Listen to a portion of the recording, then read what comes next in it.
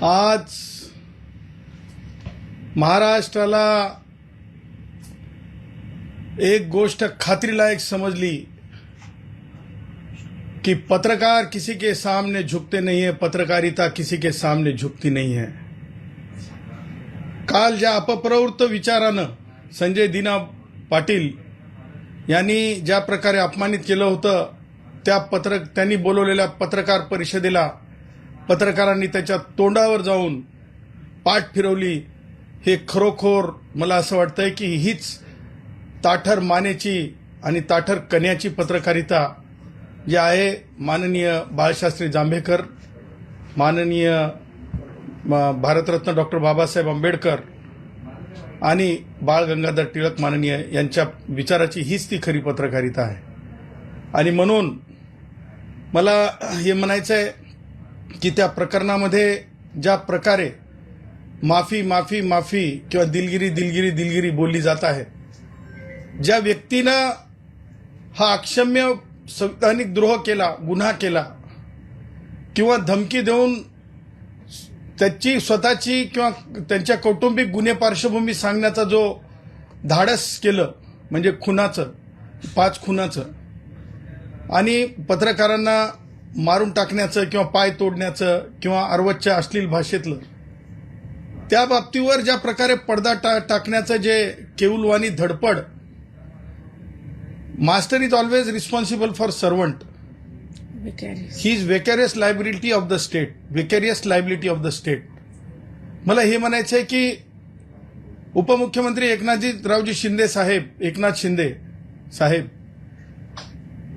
हे म्हणजे ह्यांनीच उलट संजय दिना पाटीलला उलटी विनंती केली की काय बाबा कमीत कमी एवढं तरी म्हण। असं काय आहे का?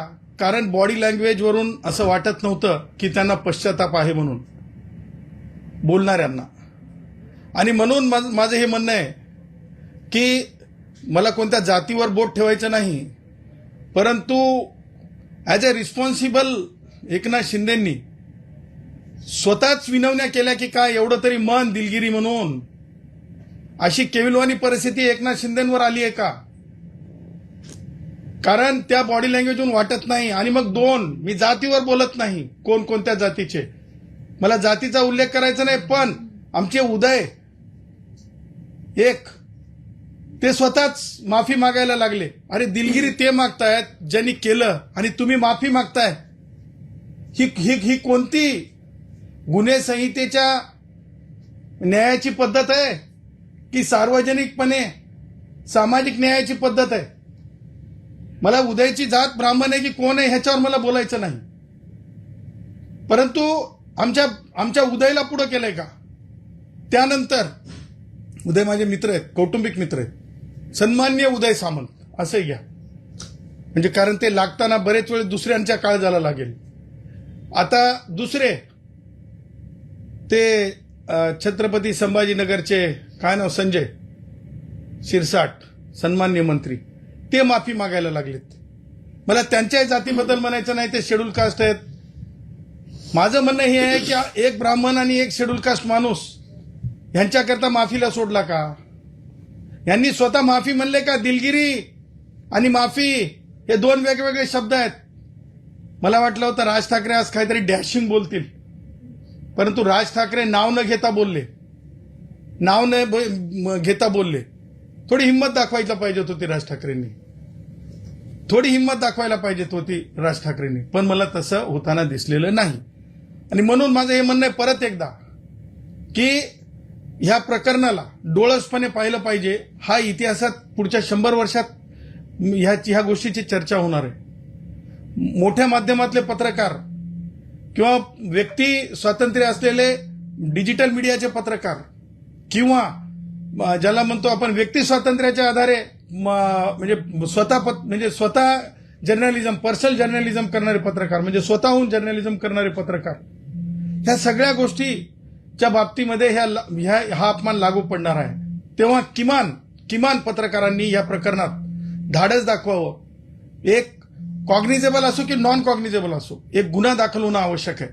कारण पत्रकारितेच्या इतिहासामध्ये त्या काळ्या कुट्ट कालच्या घटनेच्या नंतर पत्रकारांनी केवळ निषेधापुरतं मर्यादित न राहता पूर्ण कारवाई करायला लावली. आणि जर आपण पत्रकारांसाठी सुरक्षिततेचा कायदा आणा जेव्हा म्हणतो तेव्हा मला असं वाटतं की अगोदर हे देखील महत्वाचं आहे की आपण सुरक्षिततेचा कायदा आणत असताना नुसता कायदा आणून चालत नाही, तर त्यावेळेस आपण निर्भीडपणे, बिनधास्तपणे, रोखठोकपणे, डंके की चोट पे आपण आपल्या भूमिकेसाठी आणि आपल्यावर झालेल्या अन्यायासाठी, आपण इतरांच्या अन्यायासाठी वाचा फोडतो तसं किमान गुन्हा दाखल होईपर्यंत पाठपुरावा केला पाहिजे.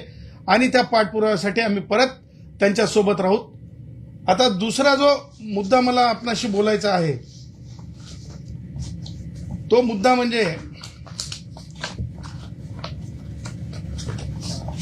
एकनाथ शिंदे साहेब किंवा उपमुख्यमंत्री महोदय, मी तुम्हाला परत आज सांगत आहे,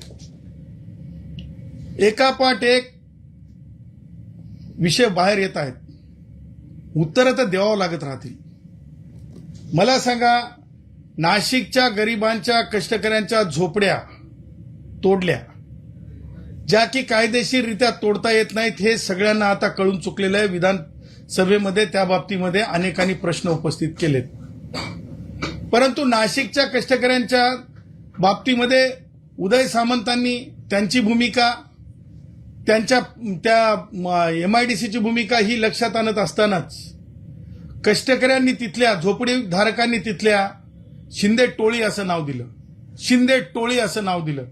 काल पत्रकारांना मारहाण झाली, म्हणजे मारहाण झाली म्हणण्यापेक्षा मारहाणीपर्यंत ती गोष्ट जात होती. त्यावेळेस अर्वच्च्या शिवीगाळ, जीवे मारण्याच्या धमकीपर्यंतच्या गोष्टी, अर्वच्य म्हणजे अति अर्वच्य, ते म्हणजे ते मला वाटतं की ते म्हणजे तशी ऍक्शन सुद्धा करू नये. आणि कालही टोळीसारखंच पक्षीय वर्तन आहे का? शिंदे टोळी, शिंदे टोळी, शिंदे टोळी. आणि तिसरं, हे घ्या, हे घ्या.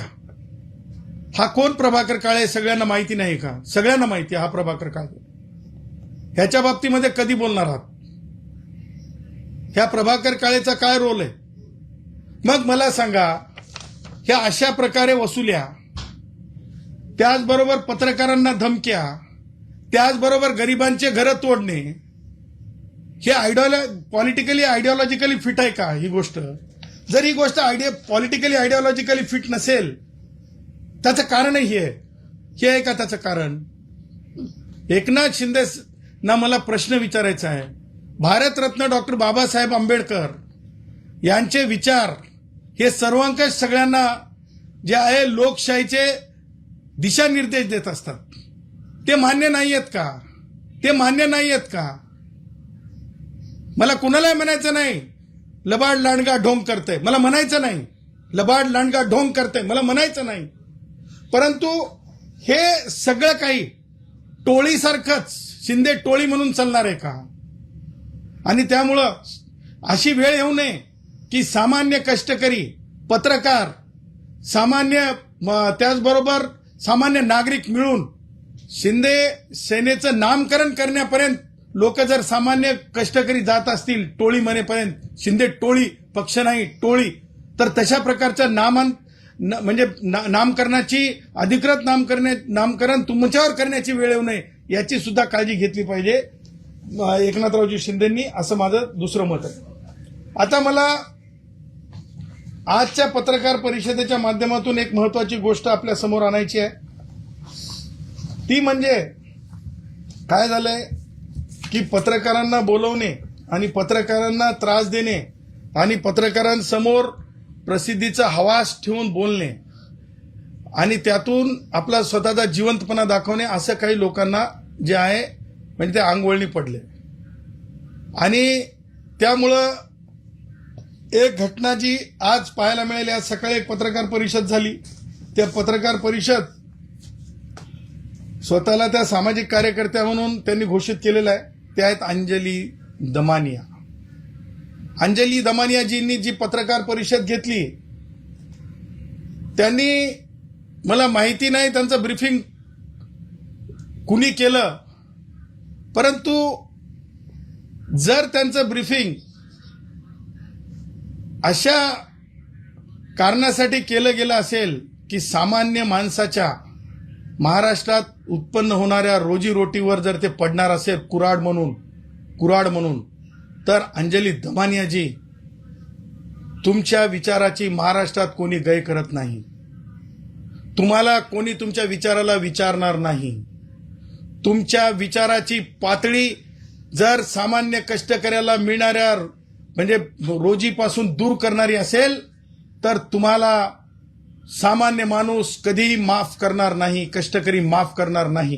हे आपणाला मी स्पष्टपणे रोकटोकपणे डंके की चोट पे सांगत आहे. त्याचं कारण सांगतो. ज्या प्रकारे अंजली दमानिया व्यक्त झाल्या आज पत्रकार परिषदेमध्ये, त्यांचं टार्गेट जे होतं ते टार्गेट आज ज्या प्रकारे म्हणजे आपलं याच्या बाबतीमध्ये टॅक्सीच्या बाबतीमध्ये महाराष्ट्रामध्ये सहकार टॅक्सी येत आहे. त्या सहकार टॅक्सीच्या बाबतीमध्ये मला सांगा, सहकार कायद्याचा अभ्यास अंजली दमानियाजीला आहे का? सगळ्यात अगोदर माझा त्यांना पहिला प्रश्न आहे. सहकार कायद्याचा अभ्यास अंजली दमानियाजी याला म्हणतात महाराष्ट्र कोऑपरेटिव्ह सोसायटीज ऍक्ट 1960 आणि रूल 1961. ह्याचा अभ्यास आहे का तुम्हाला?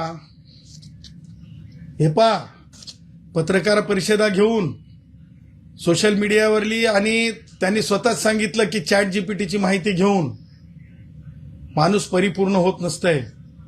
म्हणून आमच्या माननीय न्यायालयांनी देखील चॅट जीपीटीवर तयार केलेले पिटिशन्सचं काय गांभीर्य असतंय हे जरा वाचून घ्या तुम्ही. महाराष्ट्रातील ताज्या बातम्यांसाठी बघत रहा टाइम्स टुडे 18 न्यूज. सोबतच शेअर करा, सबस्क्राईब करा आणि बेल आयकॉन प्रेस करा.